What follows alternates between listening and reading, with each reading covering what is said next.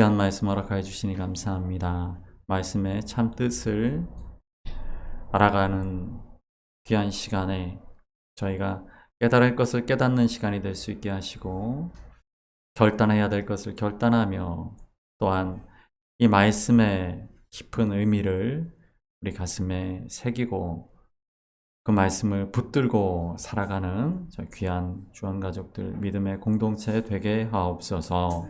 예수님의 이름으로 기도합니다. 아멘. 할렐루야. 오늘부터 드디어 우리 호세아 소예언서로 들어가게 되었습니다. 소예언서는 모두 몇 권이죠? 제가 구약성경 전체가 몇 권이라고 말씀드렸죠? 39권. 네. 39, 27에서 구약 39, 신약 27. 그 39권을 어떻게 나눈다고요? 세 토막으로 나누죠? 승효야, 그때 곤충, 머리, 가슴, 배 이렇게 설명했던 거 기억나? 그래서 가운데 토막은 우리가 지난번에 봤던 시가문학, 지혜문학이라고 부르는 욥기, 시편, 잠언, 전도, 아가서예요. 그럼 5개죠? 39에서 5를 빼면 34. 34를 돌로 나누면 17, 17. 그렇죠? 그래서 역사서가 창세기에서 에스더까지 17. 나머지 17이 예언서인데 우리가 그 5권의 이야기를 우리가 함께 나눴단 말이에요. 그게 바로 대예언자라고 부르는 이사야, 예레미야, 에스겔, 다니엘, 예레미야, 애가까지 해서 5권이죠. 그럼 남은 것은 12가 남았네요. 네. 대예언자는 분량이 많아서 대예언자다라고 제가 설명을 드렸었어요. 그럼 이제 내용이 좀 적겠죠. 뒤에 소예언자라고 불리는 12명의 예언서 내용을 우리가 함께 볼 텐데, 이 12예언서 중에 12소예언서 중에 호세아가 제일 앞에 있습니다. 왜 제일 앞에 있을까요? 길어서 굉장히 합리적인 그런 내용입니다. 그런 말씀입니다. 네. 길어서일 수도 있어요. 네. 또 왜 앞에 있을까요? 긴 순서대로 하자면 나머지 12도 그 순서대로 돼야 되는데, 생각해보니까 요엘은 굉장히 짧은데 아모스는 또 길거든요.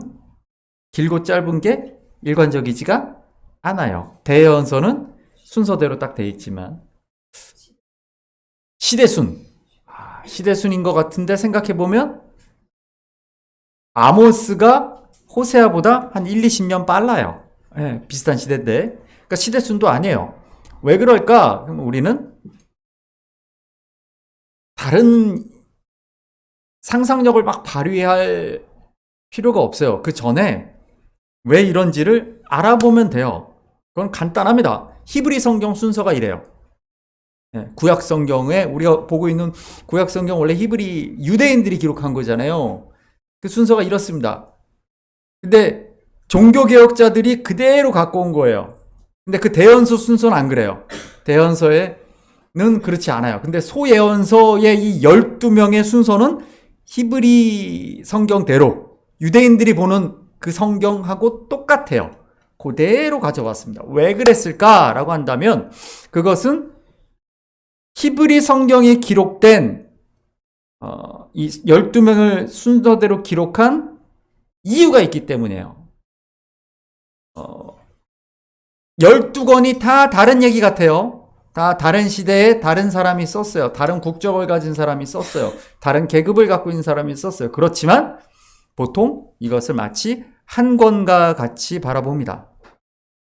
12예언서를 우리가 오늘부터 이제 쭉 보실 텐데, 이 12예언서를 마치 한 권처럼 바라보는 것이 이 히브리 성경의 시각이었고요. 종교개혁자들도 마찬가지로 그것에 동의하여 이 순서대로 편집을 한 거예요. 순서를 바꾸지 않고 그대로 편집을 한 겁니다. 예컨대 호세아서는 8세기에 쓰여진 책인데도 불구하고 BC 8세기, 말라기는 포로 이후 성전에서 예배하는 것에 대한 이야기를 하고 있는 거죠. 그러니까 몇백 년의 사이가 있어요. 그러니까 말라기가 가장 뒤죠. 제일 앞에 있는 호세아와 말라기가 있는데 말라기와 호세아의 주제가 같습니다. 하나님이 그럼에도 사랑으로 너희를 회복시킨다라는 의미에서 똑같은 주제예요. 이게 대칭이에요. 그 다음에 있는 요엘과 두 번째에 있는 요엘과 끝에서 두 번째에 있는 스가랴서도 주제가 같아요. 그리고 가운데 있는 요나와 나훔은 니느웨의 멸망을 선언했다는 데에서 주제가 같아요. 그리고 한가운데 미가서가 있죠. 미가서는 이사야 대예언서와 같은 시대에 활동한 선지자로서 전체적인 포로에 대한 예언을 하고 있죠. 그러니까 이 12권의 책들은 이렇게 대칭적으로 구성이 되어 있어요. 그러니까 이것은 성경을 일관된 눈으로 봐야 한다라는 그 하나님의 뜻을 반영한 편집입니다. 히브리 성경도 이런 편집이고, 그래서 종교개혁자들도 이렇게 번역을 그대로 실어온 거예요. 오늘 우리에게까지 이렇게 도착을 한 겁니다. 몇천 년의 전통을 가진 것이죠. 그러니까 한눈에 볼 수 있어야 돼요. 제가 입버릇처럼 자주 말씀드리는 얘기가 그 얘기죠. 성경을 우리가 일관된 눈으로 볼 수 있어야 됩니다. 다 조각조각 쪼개가지고 이건 이거고 이건 이거고가 아니라 하나님은 신실하신 분이다 이런 말이 자꾸 반복되잖아요. 변치 않는 분이다.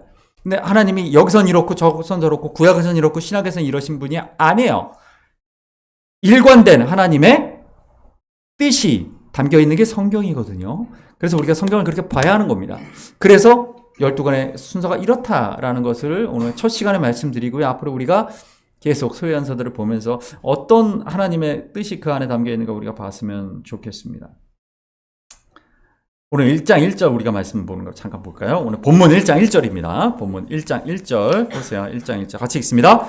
우시아와 요담과 아하스와 히스기야가 이어 유대 왕이 된 시대 곧 요아스의 아들 여로보암이 이스라엘 왕이 된 시대에 브레리의 아들 호세아에게 임한 여호와의 말씀이라. 아멘.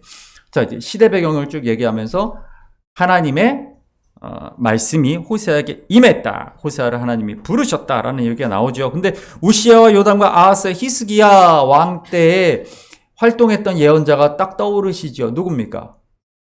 이사야죠. 네. 그러니까 이 시대 배경을 이야기할 때 이사야를 이야기하는데 뒤에 나오는 여로보암은 첫 번째 북이스라엘 왕 여로보암이 아니죠. 이건 여로보암 2세입니다. 근데 시대가 약간 맞지 않아요. 같은 시대에 있지 않아요. 그런데 그럼에도 불구하고 이것을 같이 둔 이유가 있다라는 것이죠. 뭐냐면 이 시대야말로 특히 호세아에 드러나는 시대, 여로보암 2세부터 여로보암 이후에 특히 우리가 5장 이후에 나오는 베가 왕의 시대, 이런 시대는 그리고 유다 왕 아하스의 시대는 가장 우상 숭배가 극렬히 행해졌던 시대였다라는 것이죠. 하나님의 선한 왕들도 있었지만 우상을 숭배하는 그런 모습들, 지난 시간에 제가 하나님의 질투하심에 대한 이야기를 하면서 우상 숭배의 의미에 대해서 제가 우리 함께 나누었는데요. 오늘 하나님께서는 호세아에게 2절의 말씀을 통해서 그것을 드러내 보이십니다. 우리 2절을 읽어보겠습니다. 여호와께서 처음 호세아에게 말씀하실 때 여호와께서 호세아에게 이르시되 너는 가서 음란한 여자를 맞이하여 음란한 자식들을 낳아라. 이 나라가 여호와를 떠나 크게 음란함이라 하시니. 아멘. 여기서 나오는 음란함이라는 그 표현 자체는 우상을 숭배하는 행동을 통해서 하나님과 이스라엘의 관계는 어떤 관계입니까? 결혼한 관계다라고 말씀을 드렸었죠. 자꾸 그 말들이 반복되죠. 예레미야에서도 광야의 신혼 시대라고 그걸 표현하죠. 그에게는 출애굽하여 하나님의 백성으로 이스라엘이 이제 부름받은 그것을 결혼으로 표현하고 그것을 신혼 시절이라고, 광야의 신혼 시절로 표현하시죠. 돕는 배필로 부르셨다. 동역자로 부르셨다라는 것이죠. 그러나 그럼에도 불구하고 그 길을 저버렸다. 즉 소명을 따라 너를 불렀는데 네가 그 소명의 자리를 떠났다라는 이야기를 하시는 거죠. 그것을 결혼관계로 드러내시면서 음란한 여자 고멜과 결혼을 하라 라고 말씀하시는 것입니다. 그런데 하나님께서는 호세아만이 아니라 그 이전에도 대예언자들을 통해서도 그 깨어진 결혼의 관계를 보여주십니다. 예레미야 16장 2절의 말씀을 보시면 한번 읽어볼까요? 너는 이 땅에서 아내를 맞이하지 말며 자녀를 두지 40년의 사역을 명령하시면서 예레미야에게 결혼하지 말라 말씀하십니다. 하나님이 아내를 잃어버렸다라는 그런 거 드러내기 위해 너는 결혼하지 말라 말씀하십니다. 에스겔에게는 뭐라고 말씀하십니까? 읽어볼까요? 인자야, 내가 내 눈에 기뻐하는 것을 한 번 쳐서 빼앗으리니 너는 슬퍼하거나 울거나 눈물을 흘리거나 하지 말며 죽은 자들을 위하여 슬퍼하지 말고 조용히 탄식하며 수건으로 머리를 동이고 발에 신을 신고 입술을 가리지 말고 사람의 추상집에서 먹는 음식물을 먹지 말라 하신지라.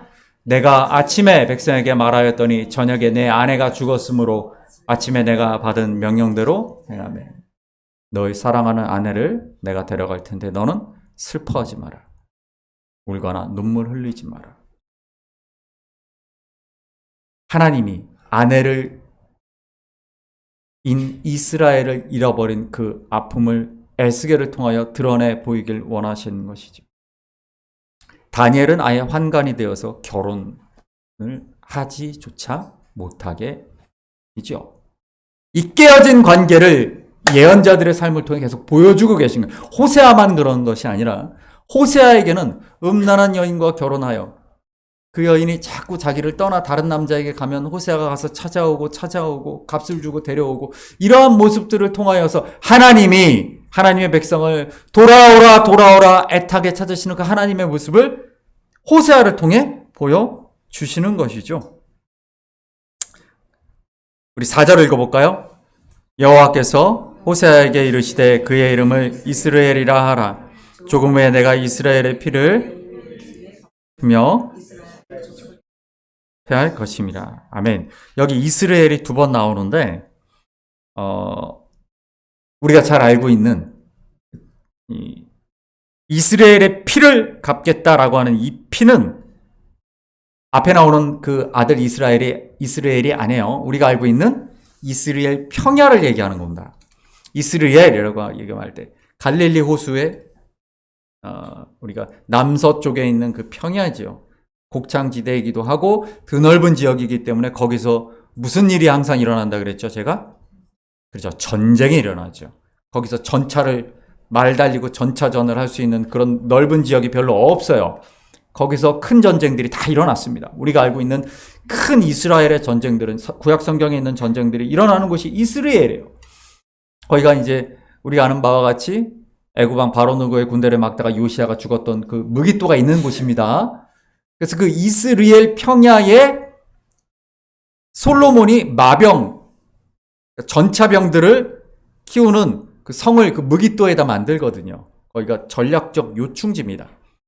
그래서 그 무기토를 중심으로 전쟁이 벌어지죠. 그래서 요한계시록에 나오는 인류 최후의 전쟁, 아마겟돈. 그게 아마겟돈이 무기토를 얘기하는 겁니다. 그러니까 이 이스라엘에 얼마나 많은 피가 뿌려졌는지 몰라요. 특히나 아합 왕 때에 이 예후의 집이라고 표현하는 북이스라엘 왕가를 이야기하자면 우리가 알고 있죠.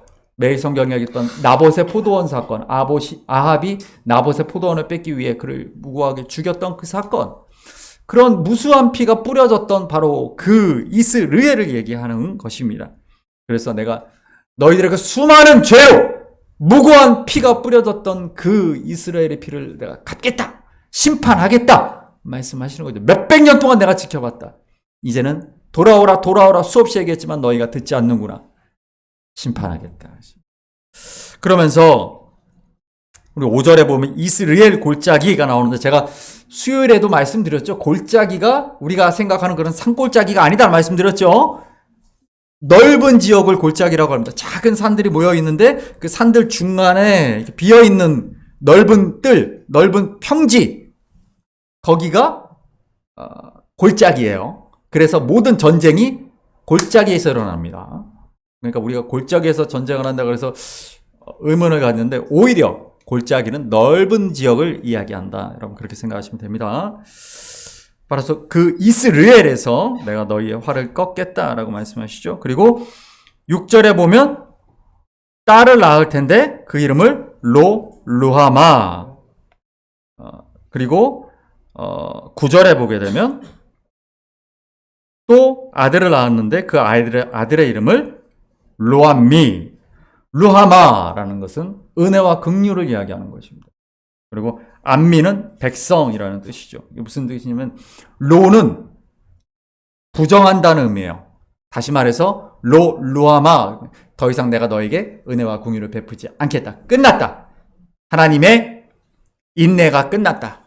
기다리면 너희의 유예 기간이 끝났다. 집행 유예의 시간이 끝났다. 이제 집행하겠다라는 말씀을 하고 계신 거죠. 로암미, 너는 더 이상 나의 백성이 아니다라고 하는 것이죠. 바로 이 호세아를 통해서 보여주시는 그러한 예언의 말씀, 심판에 대한 예언의 말씀이 선포되고 있는 것입니다. 호세아서를 통해서 우리가 볼 수 있는 것은 그 오랜 시간 기다리시며 이스라엘 백성들에게 끊임없이 돌아오라 하셨던 그 하나님의 부르심을 외면하였던, 그리하여 이제 드디어 집행을 선고당하는 그런 모습을 보게 되는 것이죠.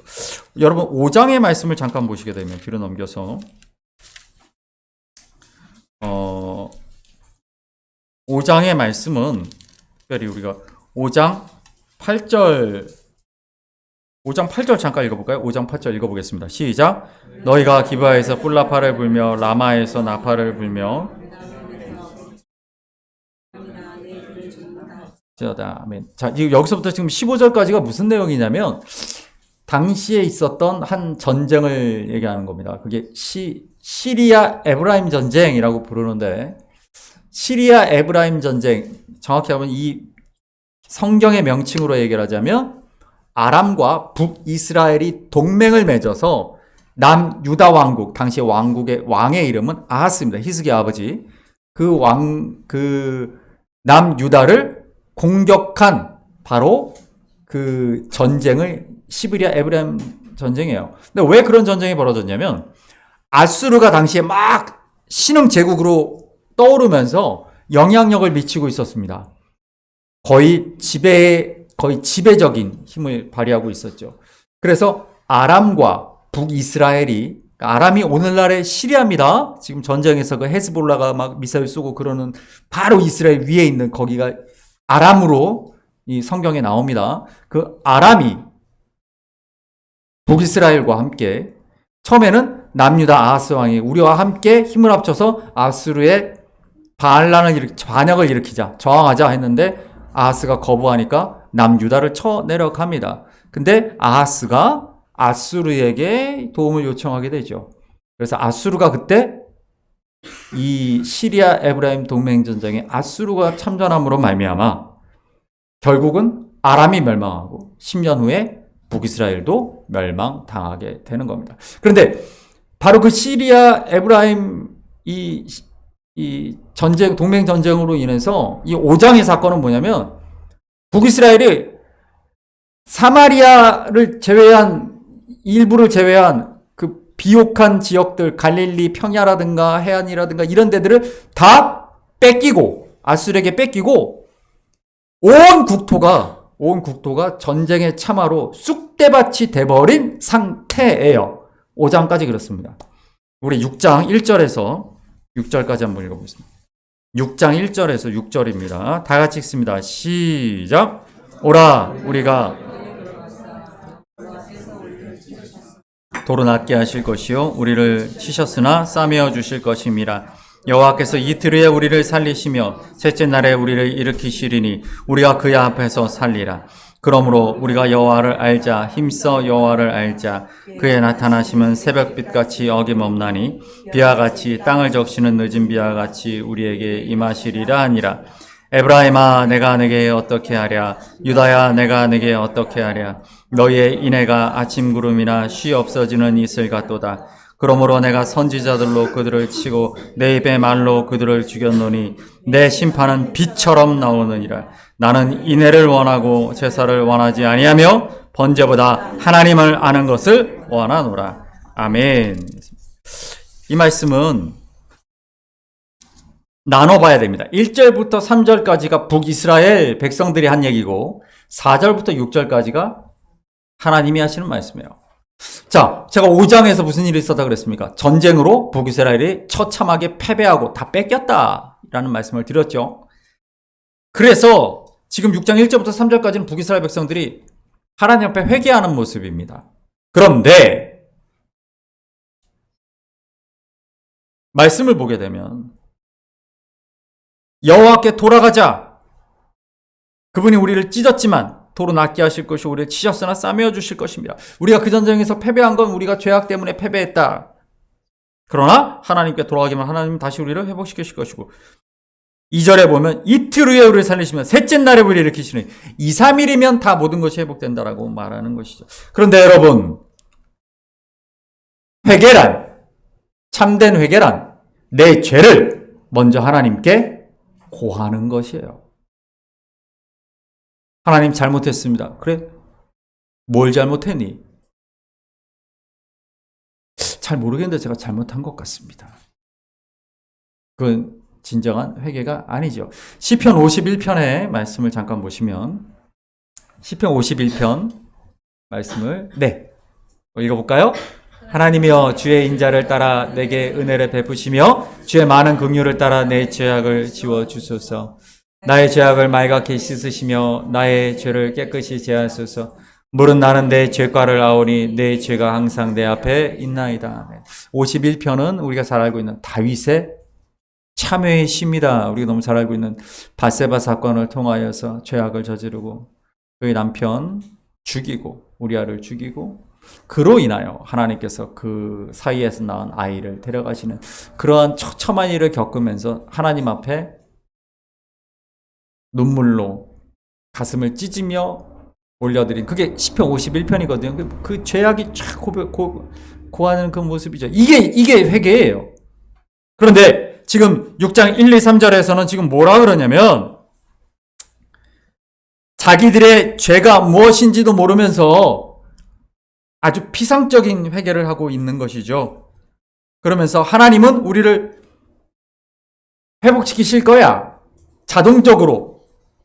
우리가 했던 행동은 상관없고 우리가 또 하나님께 무엇을 하지 않아도 그분은 알아서 그냥 나를 사랑하시니까 무조건 나를 사랑하시는 하나님이니까 나를 회복시켜 주실 거야 라고 말하는 것이죠.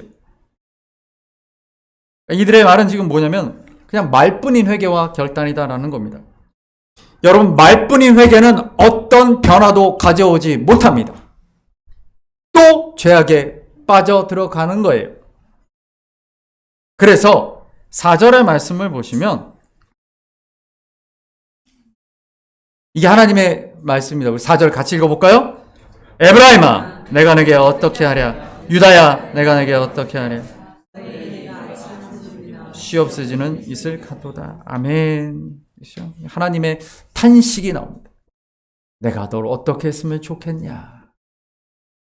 이렇게 말을 못 알아듣고 이렇게 변화를 이렇게 바뀌지 않는 너희들을 보니 내가 너무나 답답한다. 하나님의 탄식이죠. 그냥 내가 하나님을 만나려고만 하면 하나님 언제나 만나 주실 거야. 그런 자신감과 교만이 있습니다.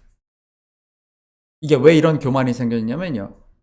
원래 우리가 알고 있는 구약 성경, 특히 모세가 가르쳤던 그 신명기 하나님은 이런 하나님이 아니에요.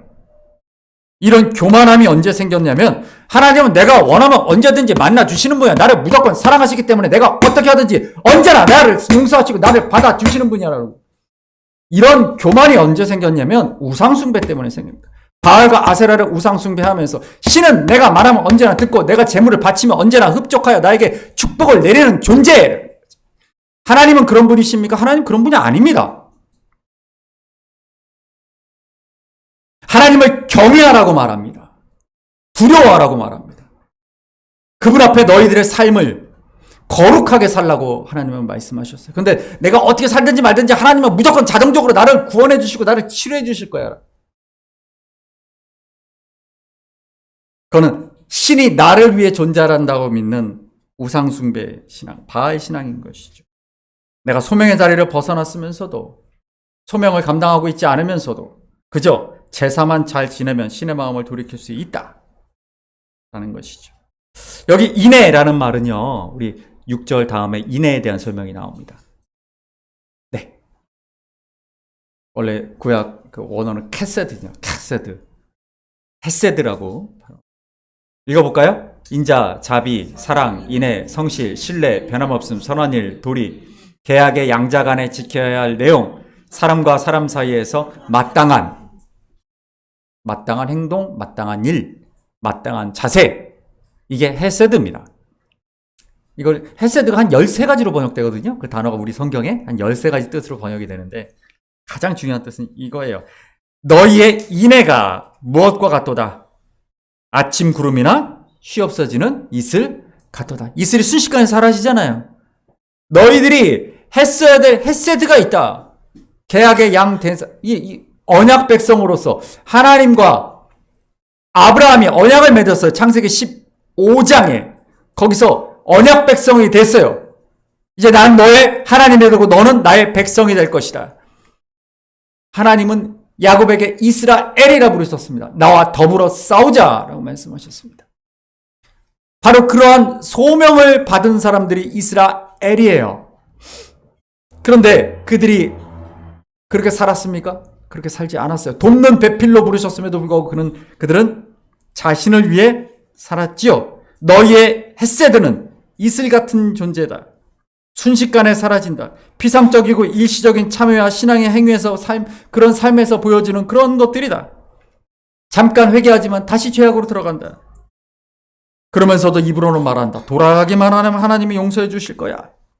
이것이 값싼 은혜입니다. 값싼 은혜. 눈앞에 어려움만 면해보려는 욕심을 채우고 싶어하는 그런 우상 숭배이죠. 그래서 5절과 6절에서 하나님께서는 그들에게 심판을 선언하시지요. 6절에서 우리 6절을 읽어볼까요? 6절입니다. 나는 인애를 원하고 제사를 원하지 아니하며 번제보다 하나님 아는 것을 원하노라. 아멘. 여기서 나오는 인애가 바로 그것입니다. 인애를 원한다. 나는 너희가 마땅히 해야 할 것들을 원한다. 근데 여기서 인애란 하나님과 하나님의 백성 사이에서만 있는 게 아니에요. 너희들이, 우리가 이제 2주 후에 아모스도 볼 텐데, 아모스에도 그 얘기가 나옵니다. 너희가 마땅히 행해야 했던 일들, 사람과 사람 사이에도 마찬가지인 거예요. 부부 사이에도 마찬가지예요. 남편과 아내, 지금 하나님은 이스라엘과 하나님을 그렇게 말씀하고 계시죠. 우리 부부인 분들도 많이 계신데, 남편으로서 아내에게 해야 될 마땅한, 아내로서 남편에게 해야 할 마땅한 그것이 헤세드입니다. 그걸 하고 있는가? 그저 내가 내 위주로 나를 위해서만 살아갈 때 그게 인애가 깨졌다, 헤세드가 깨졌다라고 말하는 거예요.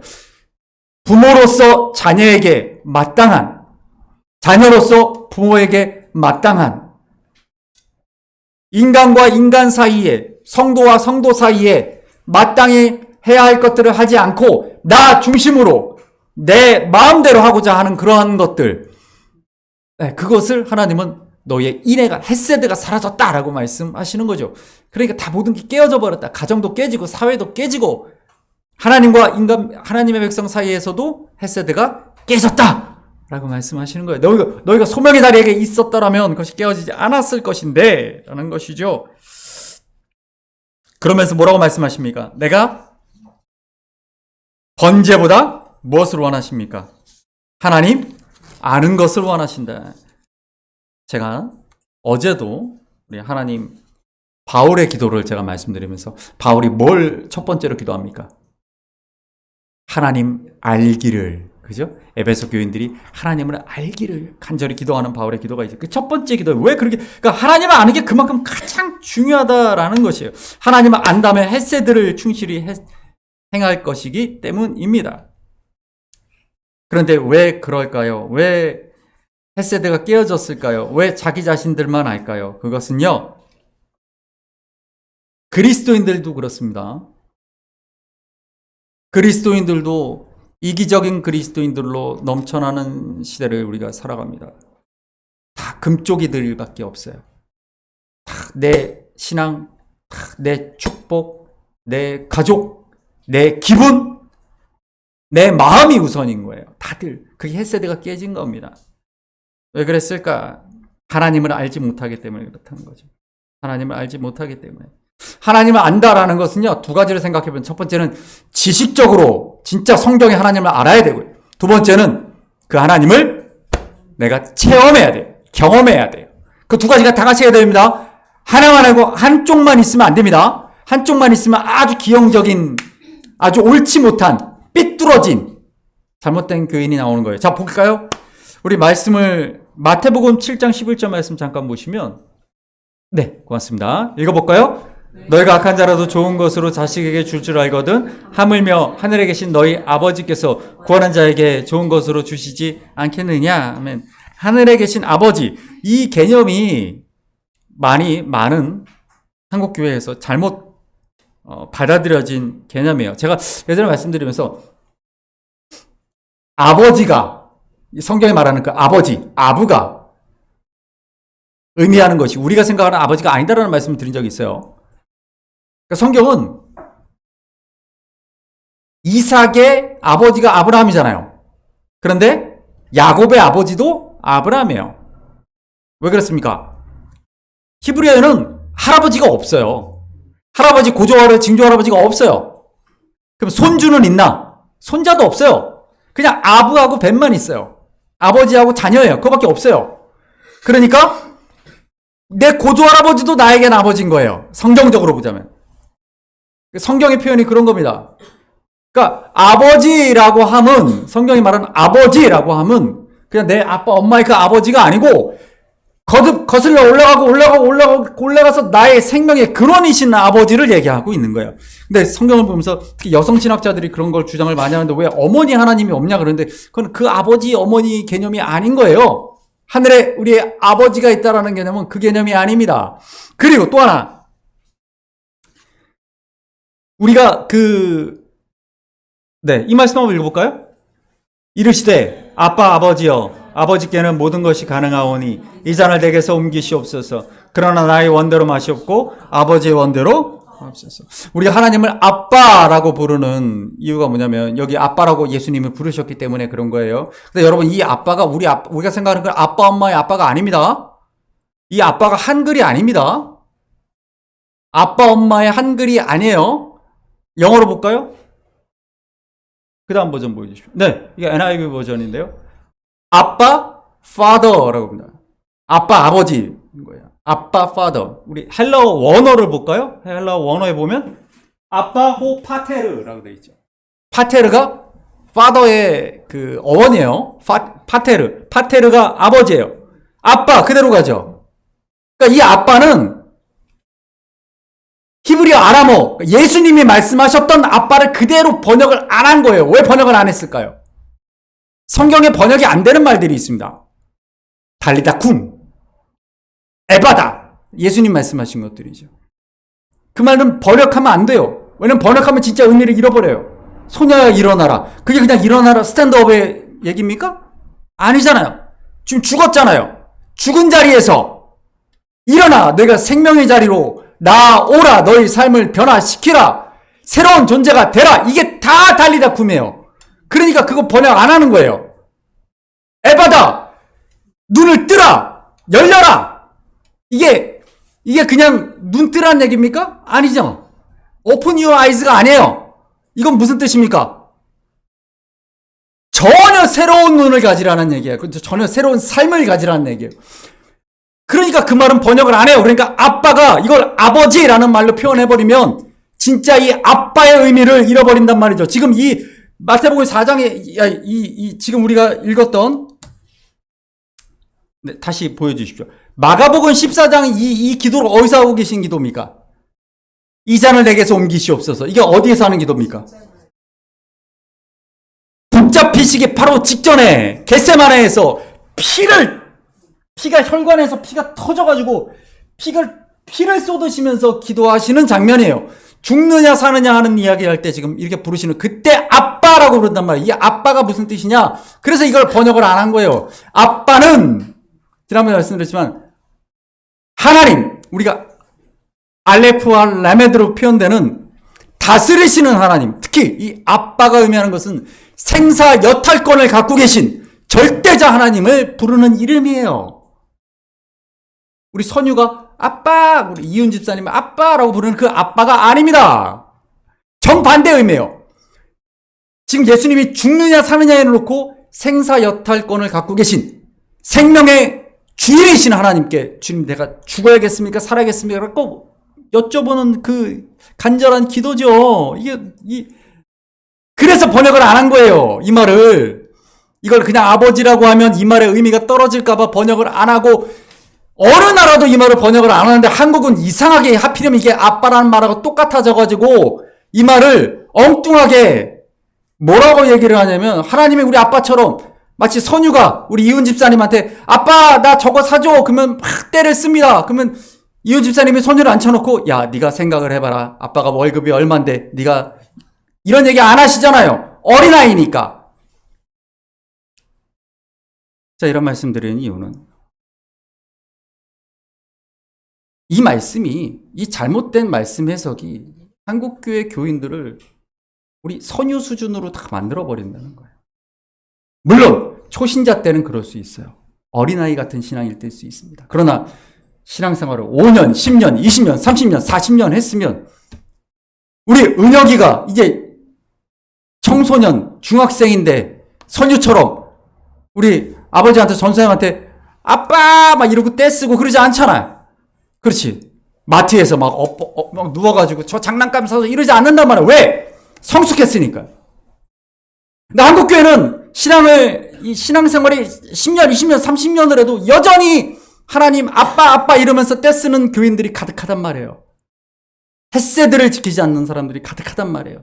나는 하나님을 위해 나의 돕는 배필로서 소명을 감당하고 있지 않으면서도 나는 계속 받으려고만 하는 아빠 찾고 있는 교인들로 가득하단 말이에요. 그게 하나님을 바로 알지 못하기 때문입니다. 또 하나 하나님을 안다는 건 무엇입니까? 하나님을 또 안다는 것은 머리로 우리가 지식적으로 성경적으로도 알아야겠지만 사랑의 하나님을 내가 어떻게 알 수 있습니까? 내가 지치고 힘들고 외롭고 아무도 나를 돌아보지 않을 그때 나를 찾아와 주셔서 나를 안아주신 하나님을 여러분 경험해 보셨습니까? 그런 사람은 하나님을 사랑의 하나님이라고 할 수 있어요. 사람에게 상처 입고 사람들이 배신하고 말로 상처 주고 나를 너무 힘들게 했던 그런 시간 속에서 눈물로 기도하고 있을 때 나를 찾아와서 내 마음을 위로해 주시는 하나님을 여러분 만나신 적 있습니까? 그런 사람은 여호와 라파 치료의 하나님을 아는 거예요. 내가 쓰러져 있을 때 내가 자신감도 다 잃어버리고 패배주의에 패배감에 빠져 있을 때 다시 일어날 힘이 없을 때 그때 나를 찾아오셔서 내가 너와 함께하리라 내가 너를 승리하게 하리라 나를 일으켜서 다시 도전하게 하시고 이기게 하신 하나님 여호와 니시 하나님을 여러분 만나셨다면 나는 그 하나님을 아는 것입니다. 이브리어의 안다라는 표현의 야다라는 말이 바로 그런 뜻이에요.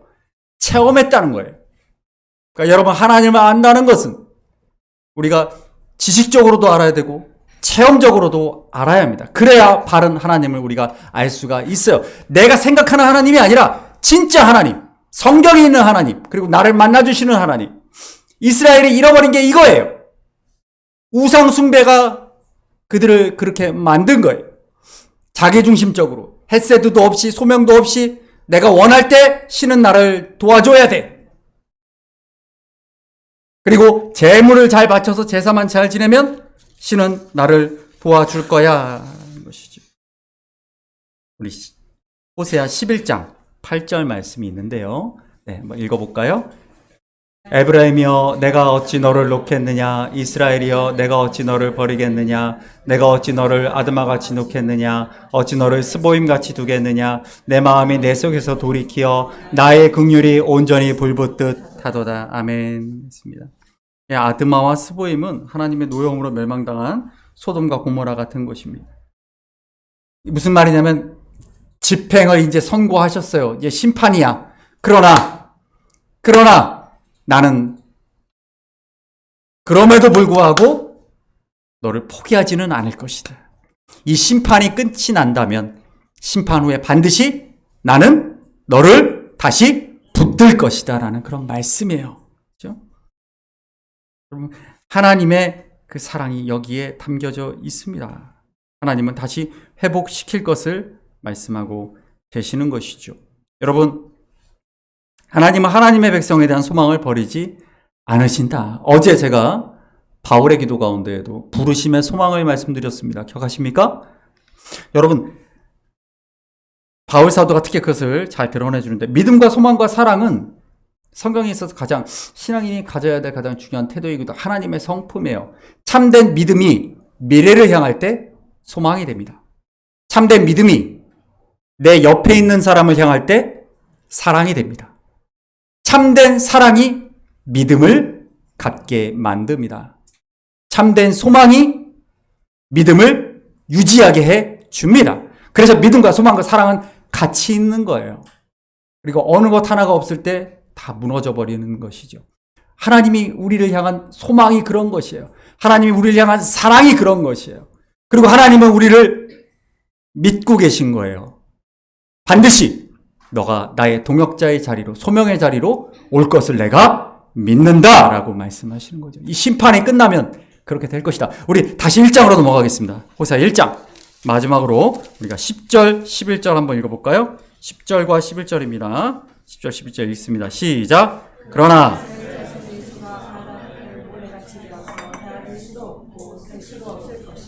전에 그들에게 이르기를 너희는 내 백성이 아니라 한 그곳에서 그들에게 이르기를 너희는 살아계신 하나님의 아들들이라 할 것이라. 이에 유다 자손과 이스라엘 자손이 곧 우리를 세우고 그 땅에서부터 올라오니 이스라엘의 날이 클 것임이로다. 아멘. 그렇습니다. 여기서 이스라엘의 날이라고 되어 있는데 하나님께서 심판 후에 다시 회복시키신다. 원래 이스라엘이라는 그 표현은 뭐냐면 하나님이 심으신다라는 뜻이에요. 하나님이 심으신다. 그 드넓은 곡창지대인 이스라엘의 원래 뜻이에요. 그러니까 그곳은 씨앗이 떨어져 생명이 자라는 생명의 땅이었단 말이에요. 그런데 인간들의 죄악으로 인해서 그곳이 죽음의 땅으로 변했어요. 전쟁의 땅으로 변해버렸어요. 다시 하나님은 그 땅을 생명의 땅으로 내가 바꿀 것이다. 내가 다시 씨를 심어 다시 열매를 맺게 하는 생명의 땅으로 바꿀 것이다 라는 말씀이죠. 그게 바로 이스라엘의 날이에요. 근데 그 날을 위하여 하나님께서 그들을 포로에서 회복시킬 것이다 라는 약속과 함께 또한 이것은 예수 그리스도를 통해서 그분의 백성들을 일으키시겠다라는 그 말씀과 이어지는 말씀이에요. 여러분, 수요일날 제가 12지파의 땅 분배도를 보여드렸는데 지도를 잠깐 보여주십시오. 네, 여러분 이 지도를 보시게 되면